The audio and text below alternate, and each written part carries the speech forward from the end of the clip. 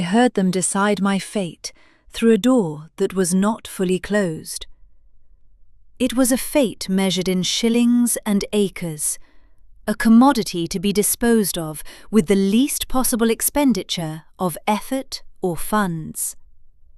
My father's voice, thin and reedy like a dry reed in winter, was the first to drift through the gap. "But what of Ilara?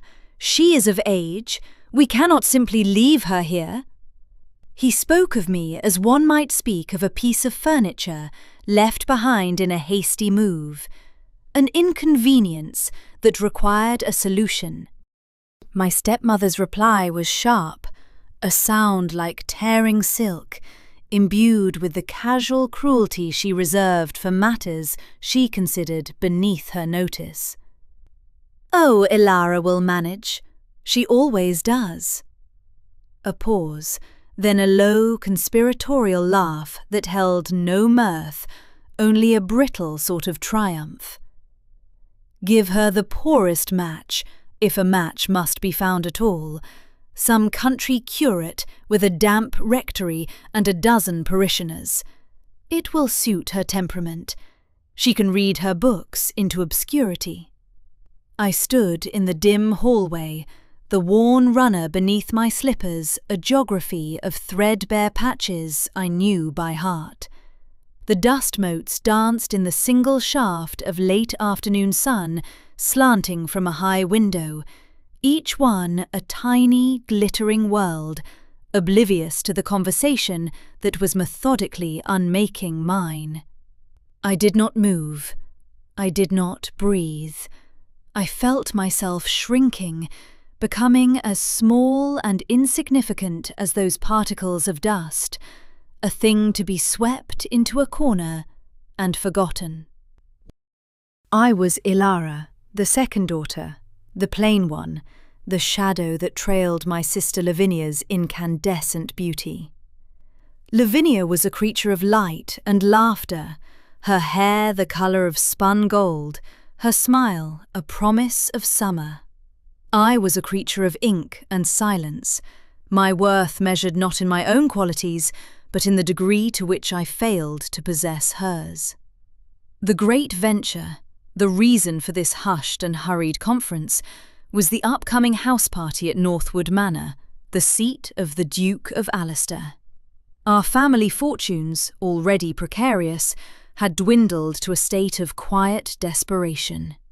The plan, as articulated by my stepmother with the precision of a military campaign, was for Lavinia to captivate a wealthy suitor. My role was simple, to be present but unseen, a drab sparrow to make the peacock's plumage seem all the more brilliant. I was to be a walking, breathing testament to my sister's superior charms. And so we went to Northwood.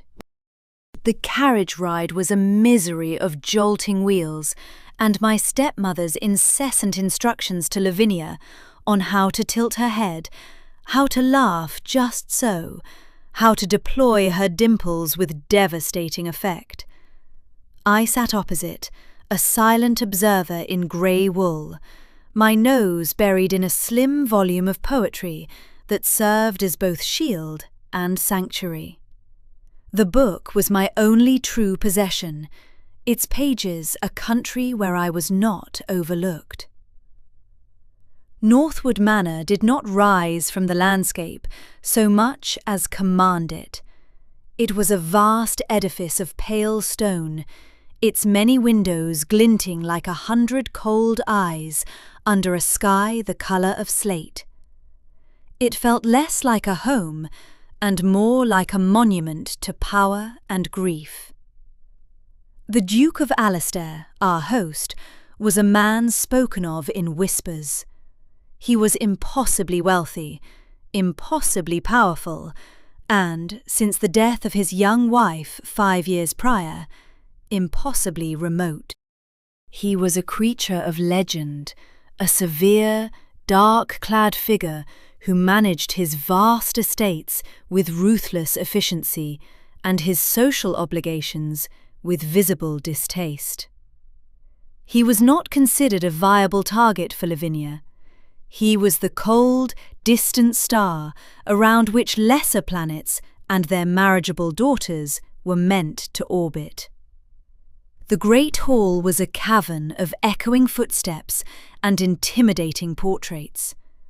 Ancestors in stiff ruffs and sombre velvets stared down from the walls, their painted eyes seeming to judge the quality of our gowns and the desperation that clung to us like cheap perfume. My stepmother propelled Lavinia forward into the glittering throng, her hand a firm pressure on her daughter's back. I trailed in their wake, my gaze fixed on the floor, counting the patterns in the marble as if they were a rosary.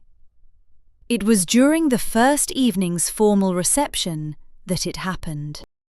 I was tasked with fetching a glass of ratafia for my stepmother, a small errand designed to make me useful and, more importantly, to remove me from the immediate vicinity of a particularly eligible baronet who had just engaged Lavinia in conversation. I navigated the crowded room, a small grey ship in a sea of jewel-toned silks and velvets, feeling the familiar cloak of invisibility settle around my shoulders. I was just turning away from the refreshments table, the delicate glass cool in my hand, when a guest, gesturing with expansive enthusiasm, knocked my elbow. The glass flew from my grasp. Time seemed to slow, to stretch into a long, horrifying ribbon of amber liquid arcing through the air. It landed, not on the floor, but on the immaculate black evening coat of a man who stood with his back to me, a figure of stark, silent stillness in the swirling chaos of the party. He turned slowly. It was the Duke of Alistair. I had seen him from a distance, of course, a severe silhouette against the light of the tall windows, but up close he was overwhelming. He was taller than I had imagined, with a face that looked as if it had been carved from the same pale stone as his house. His hair was black, with no hint of warmth, and his eyes were a startlingly clear, cold grey, like a winter sea. They were eyes that seemed to miss nothing and to approve of very little. A collective gasp went through the small circle of people around us. My stepmother, I knew, would be watching from across the room, her face a mask of fury. My life, already a fragile construction, felt as if it were about to shatter on the marble floor. I beg your pardon, Your Grace," I stammered, my voice a wretched whisper. My hands flew to my cheeks, which were burning with a heat that was pure humiliation. "It was an accident. I am so terribly sorry." I fumbled for my handkerchief, a useless square of linen, and made a clumsy, aborted motion to blot the stain on his sleeve. He looked down at the dark splash on his coat, then his gaze lifted and met mine. I braced myself for dismissal, for a cold word or a contemptuous glance that would send me scurrying back to the shadows. But what I received was something else entirely. It was not a glance, not the polite sweep of a host's eye over a minor guest, but a look. It was a direct, focused, and unnervingly thorough assessment. His grey eyes held mine, and in that moment the noise of the room, the music, the laughter, all of it faded into a distant hum. It felt as though he were seeing past the drab grey dress, past the stammered apology, and into the very marrow of me. He saw the girl who stood in hallways listening to her own erasure. He did not smile. The severe line of his mouth did not soften, but the ice in his eyes seemed to recede, replaced by something I could not name. A flicker of curiosity, perhaps, or recognition. A key turned in a lock I had not known was there. "It is of no consequence," he said. His voice was deep and quiet, with a rough, unused texture to it, as if he did not often waste it on trivialities. He made a minute gesture to a footman who appeared instantly with a cloth. "Do not distress yourself, Miss—" "Finch," I supplied, my voice barely audible. "Miss Ilara Finch." "Miss Finch," he repeated, the name sounding strange and substantial in his mouth. He gave a slight, formal bow of his head, a gesture of dismissal that was nonetheless imbued with a strange, lingering gravity. Then he turned and walked away, leaving me standing there, my heart hammering against my ribs like a trapped bird. The moment was over, but something had shifted. The cloak of invisibility I had worn for so long felt suddenly, inexplicably, a little less secure. My stepmother was incandescent with rage. "You clumsy, foolish girl!" she hissed, her fingers digging into my arm as she drew me into a secluded alcove. "To draw attention to yourself in such a manner, and to the Duke of all people! You have made us a laughing-stock!" I said nothing, merely absorbed the venom as I always did. But her words had lost some of their power. They were an echo of a familiar pain, but the Duke's look had introduced a new, dissonant note into the composition of my life. The next day, a small parcel was delivered to my room by a maid. There was no card. Inside, nestled in tissue paper, was a shawl of the finest cashmere, the colour of wood smoke. It was impossibly soft and wonderfully warm. My room was in a distant wing of the manor, notoriously draughty, a fact I had mentioned to no one but had endured with a shiver.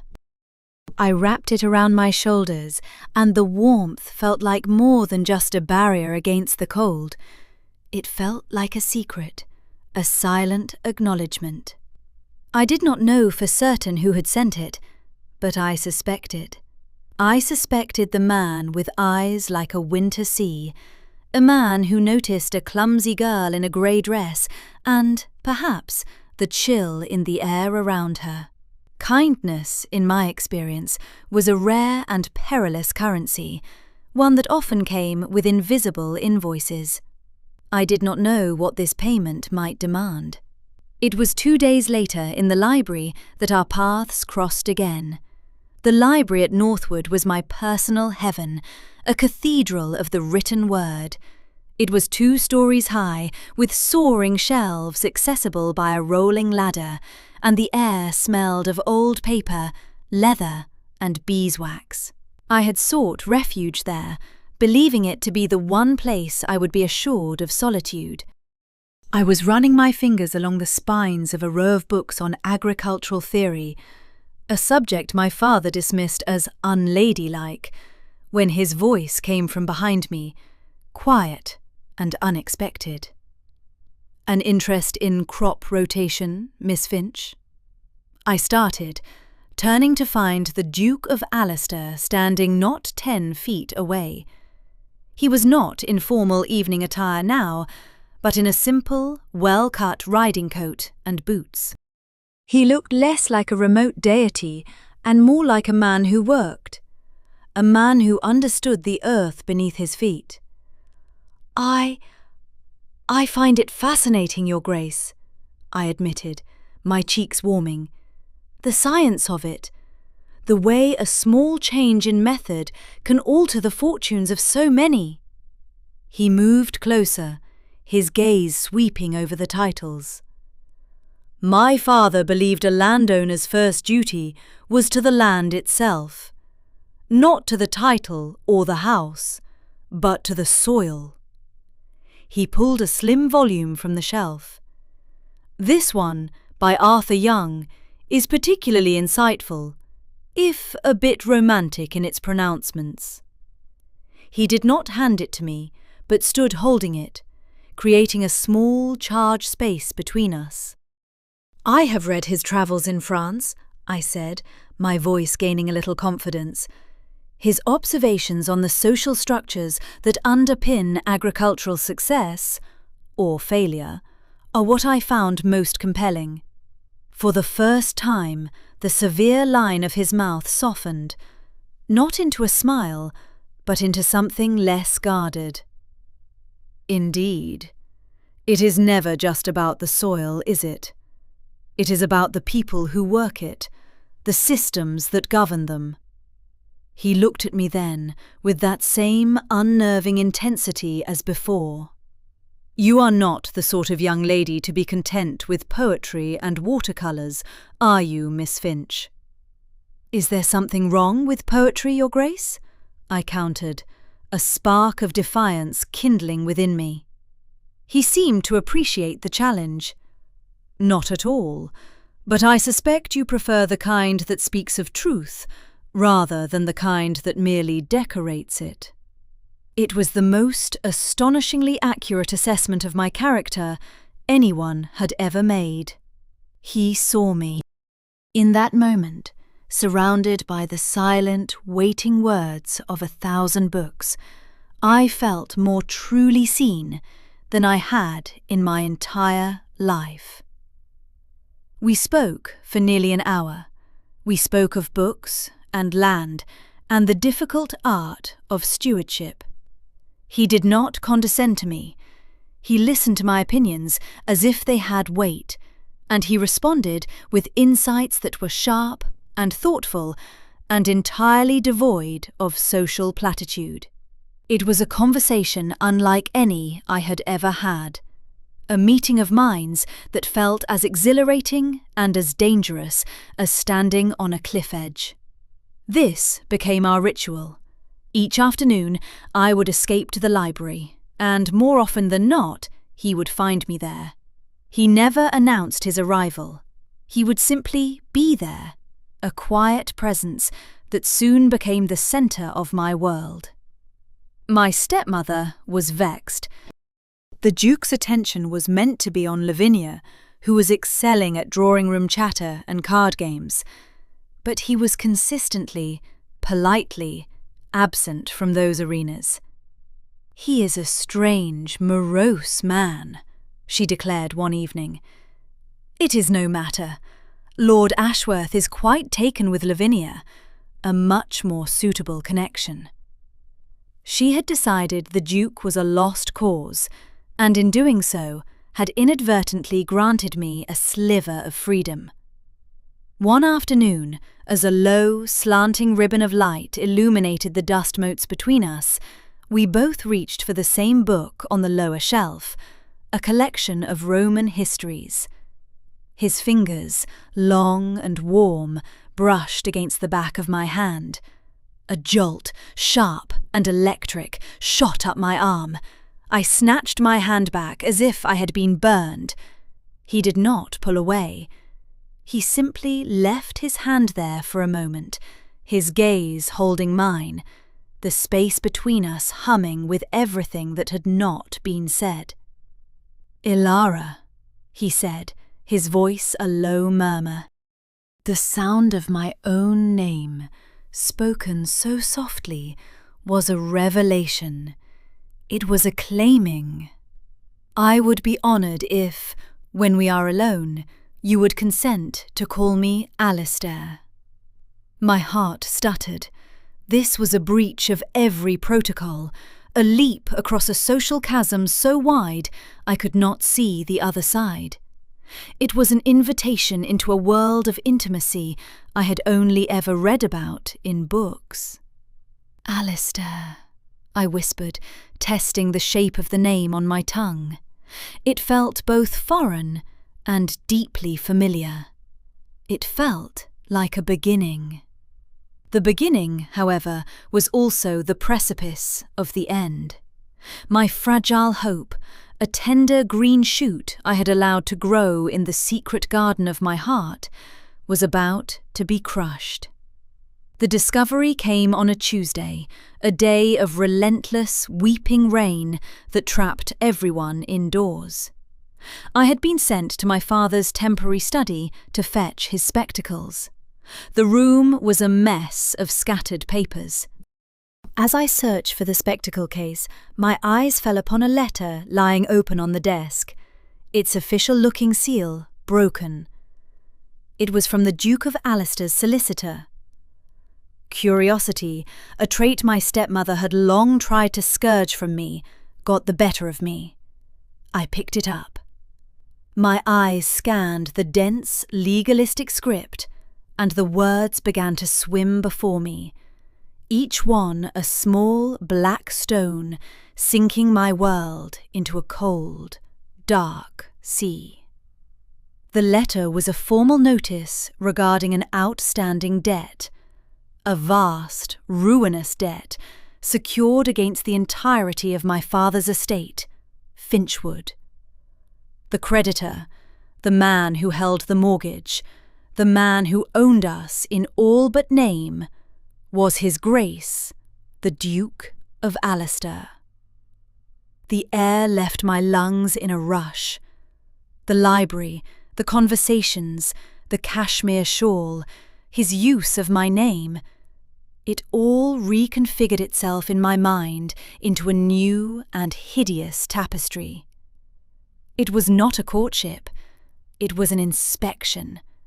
He had not been discovering my mind, he had been assessing his asset. I was a tenant farmer's daughter he had taken a passing fancy to, a curiosity on the land he was about to foreclose upon. The kindness was not kindness at all. It was the casual largesse of a man examining his chattels. The warmth I had felt from him was a phantom limb, the memory of a feeling that had never been real. A cold, hard anger, an emotion I so rarely allowed myself, solidified in my chest. It was a painful, clarifying fury. He had not seen me. He had simply had a better vantage point from which to look down. I found him in the library, of course. He was standing by the great fireplace, one arm resting on the mantel, staring into the flames. The light caught the sharp planes of his face, making him look like one of the stone effigies in the local church, a man of sorrow and secrets. "Your Grace," I said. My voice was steady, chilled to a perfect, brittle calm. He turned, a genuine warmth lighting his eyes as he saw me. "Ilara, I was just thinking of you." The easy intimacy of his words was now a fresh insult. "I believe you have mistaken me for one of your tenants," I replied, my voice devoid of all inflection. "Or perhaps a piece of property you are considering acquiring. I must confess, I am not certain of the correct term." The warmth in his expression vanished, replaced by a guarded confusion. "I do not understand. Do you not?" I took a step forward, my hands clenched at my sides. "I have just had the privilege of reading a letter from your solicitor to my father. It was most illuminating. It seems our pleasant conversations about land management were not so theoretical after all." A muscle jumped in his jaw. He looked away from me, back towards the fire, and the silence that stretched between us was heavy with the weight of my accusation. When he finally spoke, his voice was strained. "The debt is an old one. It was contracted with my father. I inherited it along with the title." "And you did not think to mention it?" I pressed, the anger now laced with a profound, aching disappointment. "You allowed me to believe. You cultivated a friendship. all the while knowing you held my family's entire future in the palm of your hand? Was it amusing, Your Grace, to watch the mouse play, knowing you owned the trap?" "No," he said, turning back to face me, and the pain in his eyes was so raw, so stark, it almost broke through my anger. "No, nothing about you has ever been amusing to me." He took a step towards me, his hand slightly raised as if in supplication. "Ilara, you must believe me. When I came to Northwood, I had intended to review my father's affairs, this debt among them. I had no intention of acting upon it, merely of understanding it. That was before I met you. Everything else was a catastrophe I did not plan for." "A catastrophe?" The word was a bitter taste in my mouth. "Yes," he said, his voice low and intense. "A catastrophe for the quiet, ordered, empty life I had built for myself. I saw you, standing there in the hall, covered in ratafia and shame, and you were more real than anyone I had spoken to in 5 years. I sought you out in this library because your mind is a beautiful, astonishing thing. I sent you the shawl because I could not bear the thought of you being cold. I did these things for you, Ilara, not for Miss Finch of Finchwood, a debtor's daughter, but for you." I wanted to believe him. A desperate, foolish part of me yearned to fall into the sincerity I saw in his face. But the facts remained, a cold, hard wall between us. "You still hold the debt?" "Yes," he admitted, his shoulders slumping slightly. "And every day since our conversations began, it has been a stone in my gut.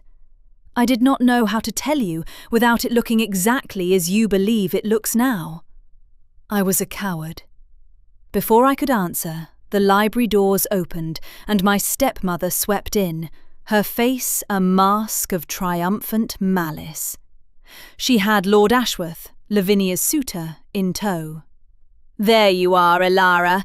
We have been looking for you. Lord Ashworth has been telling me the most amusing, if distressing, rumour he heard in the village today." She smiled, a predator's baring of teeth. "Something about a certain young lady of good family, but poor prospects, attempting to entrap a man far above her station by feigning a common interest in dirt." The attack was so sudden, so vicious, I could not even form a response. Lord Ashworth looked deeply uncomfortable, but my stepmother was relentless. Her plan was clear: to sever any connection between me and the Duke, and to cement Lavinia's position by painting me as a desperate, scheming manipulator. Alistair stepped forward, placing himself slightly in front of me, a silent, protective shield. His voice, when he spoke, was dangerously quiet. "Lord Ashworth, I find that a gentleman's character is best judged by the quality of the gossip he chooses to repeat. I would advise you to choose more carefully in the future." He did not raise his voice, but the dismissal was absolute. Ashworth paled, bowed stiffly, and made a hasty retreat. Alistair then turned his cool gaze upon my stepmother.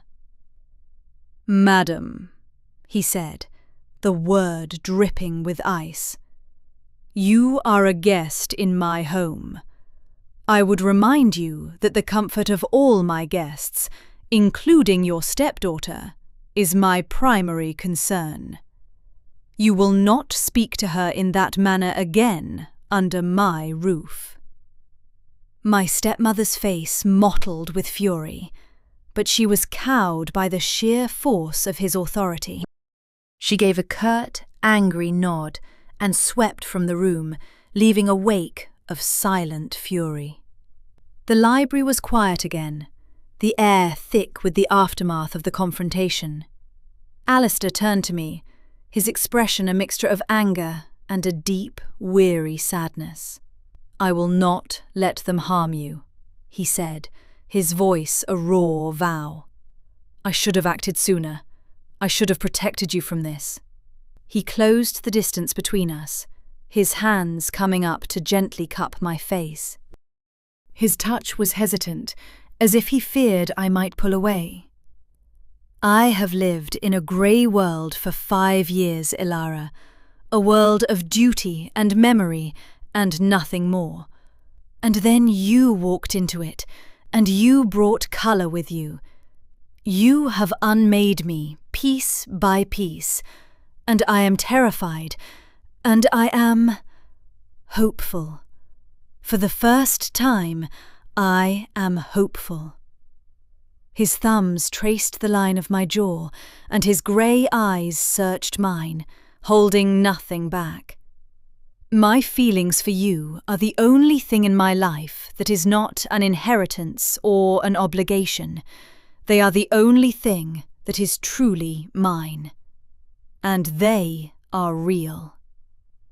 It was the vulnerable confession, the admission of his own fear, that finally broke through the wall of my hurt. I saw not the powerful Duke of Alistair, but a man as lost and as lonely as I was. A tear I had not realised I was holding slid down my cheek. He caught it with his thumb. "I believe you," I whispered, and the words felt like a surrender and a victory all at once. I had moved from a state of passive endurance to one of active choice. I was choosing to trust him. In that moment, we were no longer a duke and a debtor's daughter. We were simply Alistair and Ilara, two people allied against a world that sought to keep us apart. The final ball of the house party was a glittering, tense affair. I knew, and Alistair knew, that my stepmother would not accept her defeat quietly. She saw my alliance with the Duke not as my happiness, but as her failure. I wore a simple gown of deep blue velvet, a loan from Alistair's late wife's wardrobe, which his housekeeper, a formidable woman with kind eyes, had insisted I wear. The cashmere shawl, my secret talisman, was draped over my arms. We entered the ballroom together, not as a formal couple, but with a proximity that spoke volumes. A hush fell over the room, a collective intake of breath as every eye turned to us. My stepmother stood with my father and Lavinia near the grand staircase, her face a thundercloud. This was the stage, and the final act was about to begin. She did not wait. As we reached the centre of the room, she moved to intercept us, her voice ringing out with theatrical clarity. "Your Grace, a word. I must protest this flagrant disregard for propriety. You have trifled with my daughter Lavinia's affections, and you have allowed yourself to be taken in by the conniving arts of a girl who has nothing to recommend her." She gestured at me with a dismissive flick of her wrist. "She is a penniless nobody, and you are making a fool of yourself, and of my family." My father stood behind her, his face pale and slack, a portrait of ineffectual misery. Lavinia looked horrified, her hand flying to her mouth. This was not her design. She was merely a pawn in her mother's desperate, ugly game. Alistair listened to the entire tirade with an expression of absolute calm.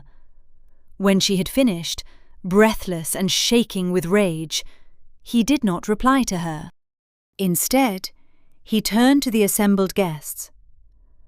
"I thank you all for coming to Northwood," he said, his voice clear and carrying to every corner of the vast room. "It seems this evening requires a clarification of a private financial matter, for which I apologise." He produced a folded document from his coat pocket. "Lady Finch is correct on one point. Her family is, indeed, in a precarious financial state. In fact, their entire estate is mortgaged to me."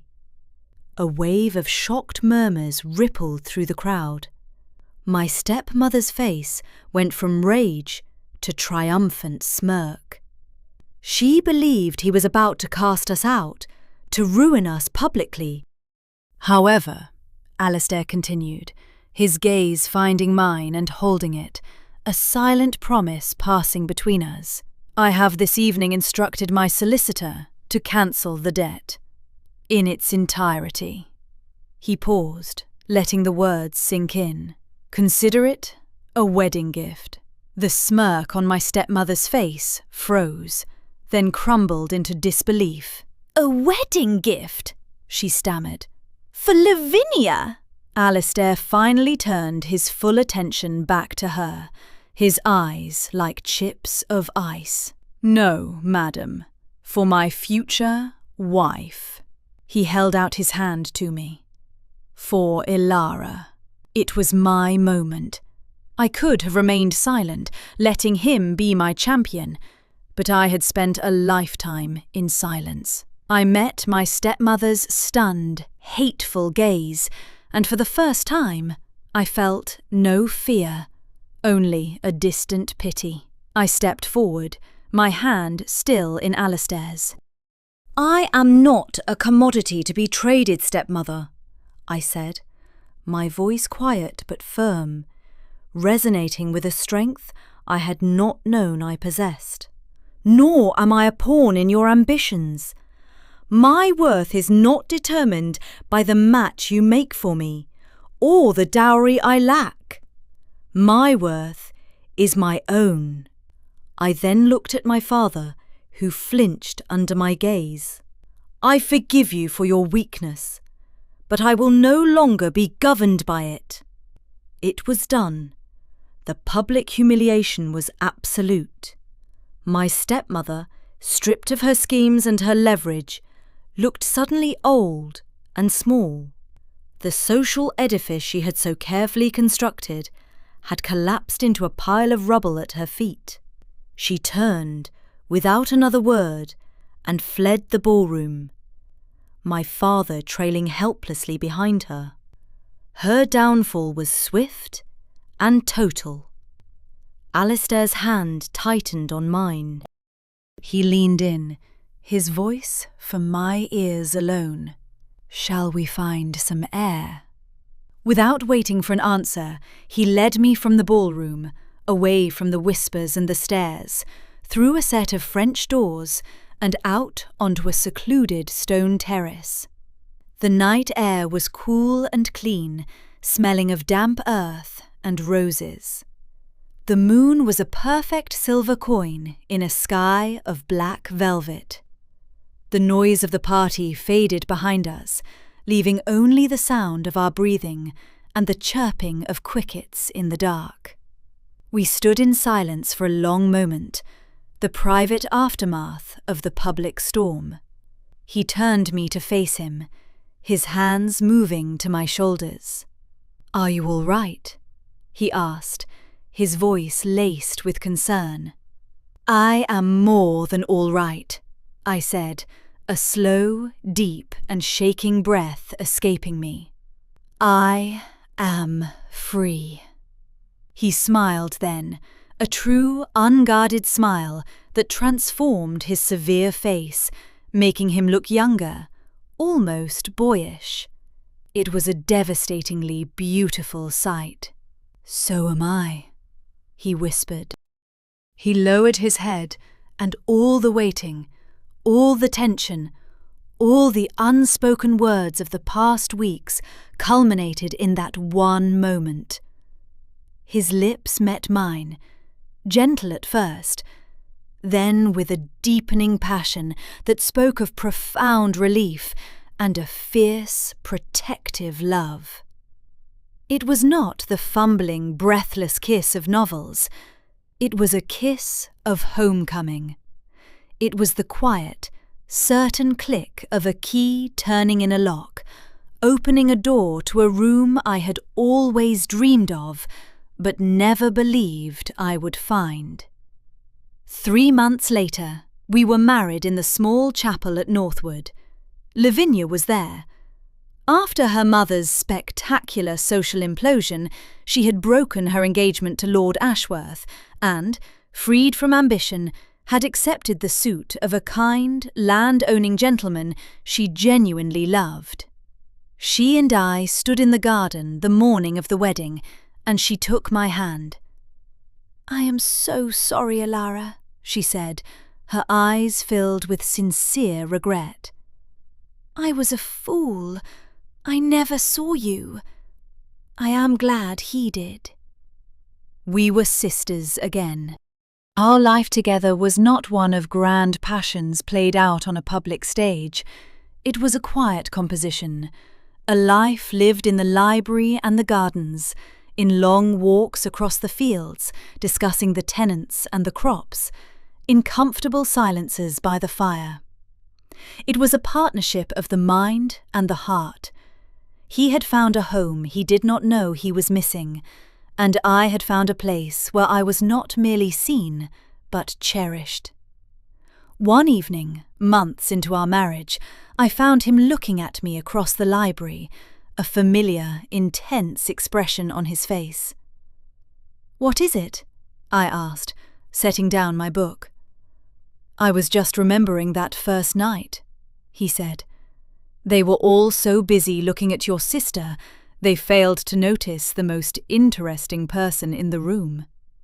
I smiled, the memory no longer holding any pain. I had been the overlooked girl, the one for whom the poorest match was deemed sufficient, and in a way, my stepmother's cruel wish had been granted. I had been given a match, poor in artifice, poor in social games, poor in falsehood. But in all the things that truly mattered, in kindness, in intellect, in honour, and in love, I had been given the richest match in the world.